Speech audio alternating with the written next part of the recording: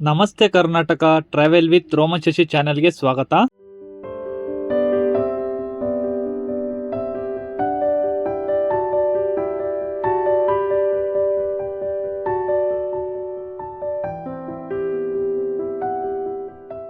ನಮಗೆಲ್ಲ ತಿಳಿದಿರೋ ಹಾಗೆ ಕೈ ನೋಡಿ ಜಾತಕವನ್ನು ಹೇಳೋದು ನೋಡಿರ್ತೀವಿ.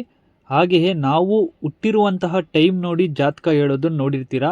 ಆದ್ರೆ ನಾವು ಇವತ್ತು ಹೋಗ್ತಿರುವ ಜಾಗದಲ್ಲಿ ಇದು ಯಾವುದು ಅಲ್ಲದೆ ಬರೀ ಕಳಶವನ್ನ ನೋಡಿ ಜಾತಕ ಹೇಳೋದನ್ನ ನೋಡೋಕೆ ಹೋಗ್ತಾ ಇದ್ದೀನಿ.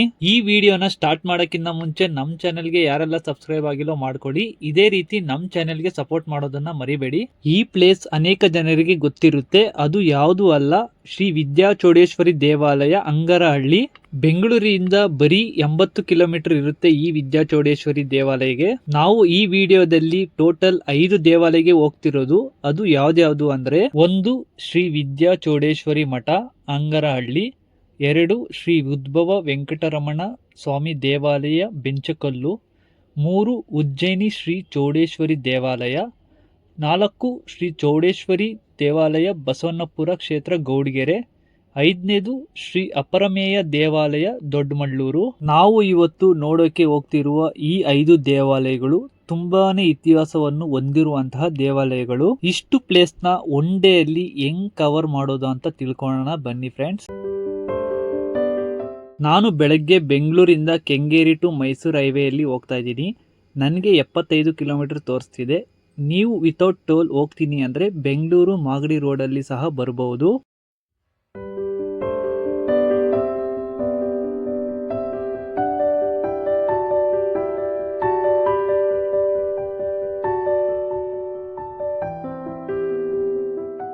ನಾನು ಬೆಂಗಳೂರು ಟು ಮೈಸೂರು ಹೈವೇಯಲ್ಲಿ ರಾಮನಗರವರೆಗೂ ಬಂದು 50 ಕಿಲೋಮೀಟರ್ ಆಯಿತು. ಅಲ್ಲಿಂದ ಬಿಳಗುಂಬ ಅನ್ನೋ ಊರಲ್ಲಿ ರೈಟ್ ತಗೊಂಡು ಹೋಗ್ತಾ ಇದ್ದೀನಿ. ನೆಕ್ಸ್ಟ್ ನಾವು ಈ ಊರಿಂದ ಹೋದ್ರೆ ಮಾಗಡಿ ರೋಡ್ಗೆ ಅಟ್ಯಾಚ್ ಆಗುತ್ತೆ. ಅದಾದ್ಮೇಲೆ ಅಂಗರಹಳ್ಳಿ ಅನ್ನೋ ಬಸ್ ಸ್ಟಾಪ್ ಇದೆ. ಅಲ್ಲಿಂದ ಸ್ವಲ್ಪ ದೂರ ಅಂದರೆ 500 ಮೀಟರ್ಸ್ ಅಲ್ಲಿ ಲೆಫ್ಟ್ ಬಿಗ್ ಆರ್ಚ್ ಇರುತ್ತೆ. ಆ ಆರ್ಚ್ ಒಳಗಡೆ ಹೋಗ್ಬೇಕು. ಈ ಆರ್ಚ್ ಕೇವಲ 2 ಕಿಲೋಮೀಟರ್ ಇದೆ ಅಷ್ಟೇ. ಬನ್ನಿ ಹೋಗೋಣ.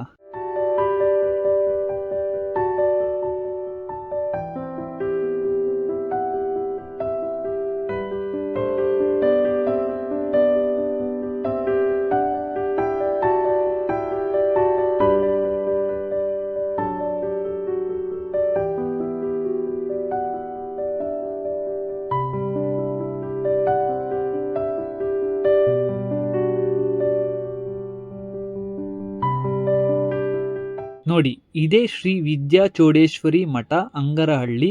ಬನ್ನಿ ಈ ಟೆಂಪಲ್ ಟೈಮಿಂಗ್ಸ್, ಇತಿಹಾಸ ಎಲ್ಲ ತಿಳ್ಕೊಳ್ಳೋಣ. ಈ ಟೆಂಪಲ್ ಟೈಮಿಂಗ್ಸ್ ಬಂದು ಬೆಳಗ್ಗೆ 9 ಗಂಟೆಯಿಂದ ನೈಟ್ 10 ಗಂಟೆವರೆಗೂ ಓಪನ್ ಇರುತ್ತೆ. ಇದು ಎಲ್ಲ ವೀಕೆಂಡ್ಸ್, ವೀಕ್ ಡೇಸ್ ಎಲ್ಲ ಓಪನ್ ಇರುತ್ತೆ ಈ ಟೆಂಪಲ್. ಇಲ್ಲಿ ಎಂಟ್ರೆನ್ಸ್ ಹೋದಂಗೆ ನಿಮಗೆ ಗಣೇಶನನ್ನ ದರ್ಶನವನ್ನ ಮಾಡ್ಕೊಂತೀವಿ. ಅಲ್ಲಿಂದ ಸ್ವಲ್ಪ ಮುಂದೆ ಹೋದ್ರೆ ಶ್ರೀ ತಾಯಿ ವಿದ್ಯಾಚೋಡೇಶ್ವರಿನ ದರ್ಶನ ಪಡ್ಕೊಂತೀವಿ. ಈ ದೇವಾಲಯದ ಗರ್ಭಗುಡಿ ಒಳಗೆ ಹೋಗ್ಬೇಕು ಅಂದ್ರೆ ಡ್ರೆಸ್ ಕೋಡ್ ಇರುತ್ತೆ. ಗಂಡಸರು ಪಂಚೆ ಹಾಕೊಂಡು ಒಳಗೆ ಹೋಗ್ಬೇಕು. ಲೇಡೀಸ್ಗೆ ಕುರ್ತಾ ಅಥವಾ ಸ್ಯಾರಿ ಹಾಕೊಂಡು ಹೋದ್ರೆ ಮಾತ್ರ ಗರ್ಭಗುಡಿ ಒಳಗೆ ಬಿಡ್ತಾರೆ. ಇಲ್ಲ ಅಂದ್ರೆ ಆಚೆಯಿಂದನೇ ದೇವರ ದರ್ಶನವನ್ನು ಪಡ್ಕೊಬೇಕಾಗಿರುತ್ತೆ. ಈ ದೇವಾಲಯದ ಇತಿಹಾಸ ನೋಡೋದಾದ್ರೆ, ತುಮಕೂರು ಜಿಲ್ಲೆಯ ಕುಣಿಗಲ್ ತಾಲೂಕಿನ ಅಂಗಾರಹಳ್ಳಿಯಲ್ಲಿರುವ ಶ್ರೀ ವಿದ್ಯಾಚೋಡೇಶ್ವರಿ ದೇವಾಲಯವು ಕಳಶ ಬರವಣಿಗೆ ಹೆಸರುವಾಸಿಯಾಗಿದೆ. ಈ ದೇವಸ್ಥಾನದಲ್ಲಿ ಅನೇಕ ಸೇವೆಗಳು ಇರುತ್ತೆ. ಅದರಲ್ಲಿ ತುಂಬಾನೇ ವಿಶೇಷ ಅಂದರೆ ಕಳಶ ಬರವಣಿಗೆ. ಅಲ್ಲಿ ಜಾತಕವನ್ನ ಕೇಳಬಹುದು. ಇದಕ್ಕೆ ಒಂದು ಫ್ಯಾಮಿಲಿಗೆ 2000 ರೂಪಾಯಿ ಟಿಕೆಟ್ ಇರುತ್ತೆ. ಈ ಟಿಕೆಟ್ ಬಂದು ನಿಮ್ಗೆ ಟಿಕೆಟ್ ಕೌಂಟರ್ ಅಲ್ಲಿ ಕೇಳಿ ಪಡಿಬಹುದು. ಈ ದೇವಾಲಯದಲ್ಲಿ ಗೋಶಾಲ ಸಹ ಇರುತ್ತೆ. ಅದರ ಪಕ್ಕದಲ್ಲೇ ನಾವು ಅನ್ನದಾಸೋಹ ಸಹ ನೋಡ್ತೀವಿ. ಇಲ್ಲಿ ಪ್ರತಿನಿತ್ಯ ಅನ್ನದಾಸೋಹ ಸಹ ಇರುತ್ತೆ.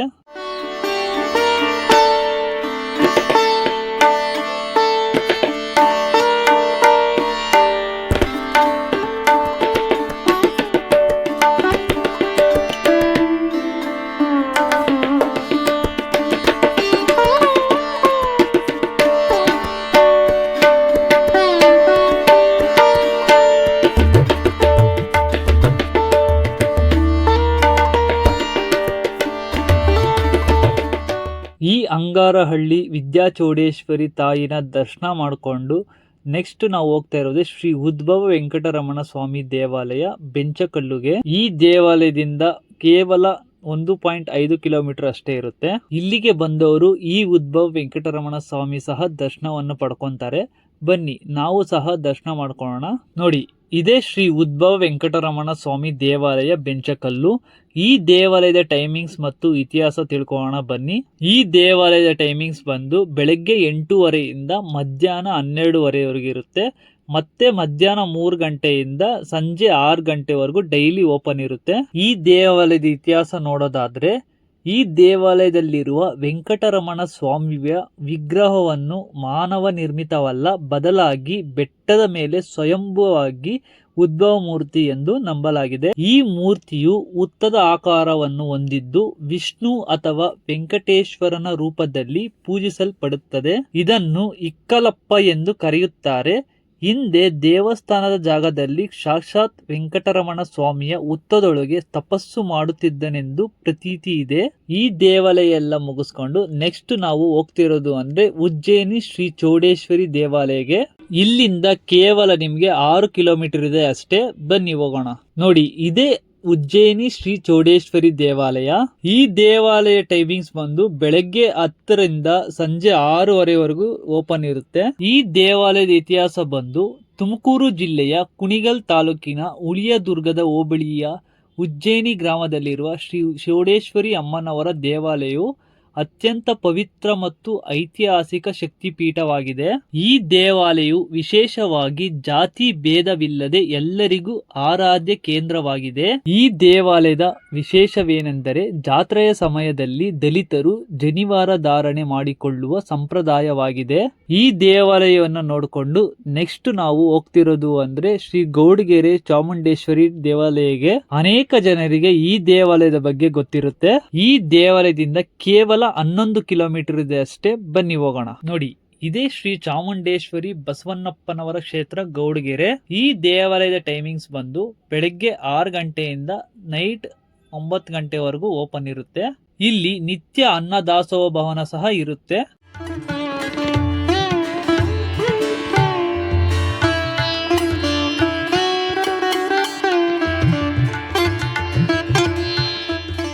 ಈ ದೇವಾಲಯದ ಮಹತ್ವ ನೋಡೋದಾದ್ರೆ, ಭಕ್ತರು ಈ ದೇವಾಲಯಕ್ಕೆ ಬಂದು 11 ವಾರ ತಾಯಿಯ ದರ್ಶನ ಪಡೆದು ತೆಂಗಿನಕಾಯಿ ಪೂಜೆಯನ್ನು ಮಾಡಿಸಿ ಇಲ್ಲಿ ಕಟ್ಟಿದ್ರೆ ಅವರು ಅನ್ಕೊಂಡಿದ್ದು ನೆರವೇರುತ್ತೆ ಅನ್ನೋದು ನಂಬಿಕೆ ಇದೆ. ಈ ದೇವಸ್ಥಾನವು ಚಾಮುಂಡೇಶ್ವರಿಯ ದೇವಿಯ 60 ಅಡಿ ಎತ್ತರದ ಪಂಚಲೋಹದ ವಿಗ್ರಹಕ್ಕೆ ಹೆಸರುವಾಸಿಯಾಗಿದೆ ಮತ್ತು ಇದು ಕರ್ನಾಟಕದಲ್ಲೇ ಮಾತ್ರವಲ್ಲದೆ ಭಾರತಾದ್ಯಂತ ಪ್ರಸಿದ್ಧವಾಗಿದೆ.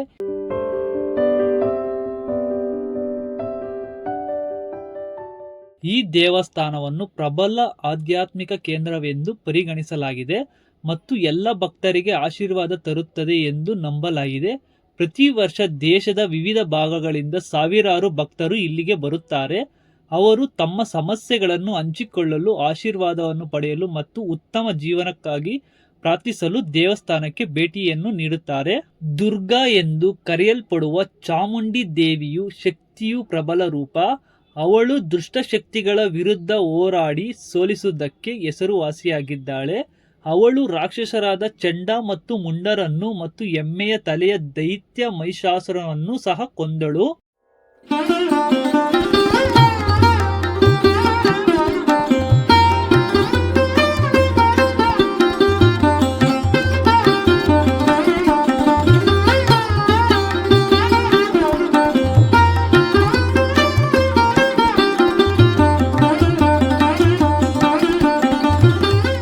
ಈ ದೇವರ ದರ್ಶನ ಮಾಡಿಕೊಂಡು ನೆಕ್ಸ್ಟ್ ನಾವು ಹೋಗ್ತಿರೋದು ಅಂದ್ರೆ ಶ್ರೀ ಅಪರಮೇಯ ದೇವಾಲಯ ದೊಡ್ಡ ಮಾಲೂರು. ಇಲ್ಲಿಂದ ನಿಮಗೆ ಕೇವಲ 18 ಕಿಲೋಮೀಟರ್ ಅಷ್ಟೇ. ಬನ್ನಿ ಹೋಗೋಣ. ಈ ದೇವಾಲಯವು ಚನ್ನಪಟ್ಟಣ ಇಂದ ಮದ್ದೂರಿಗೆ ಹೋಗೋ ರೋಡ್ ಸೈಡ್ ಅಲ್ಲೇ ಸಿಗುತ್ತೆ. ನೋಡಿ, ಇದೇ ದೇವಾಲಯದ ಎಂಟ್ರಿ ದ್ವಾರ.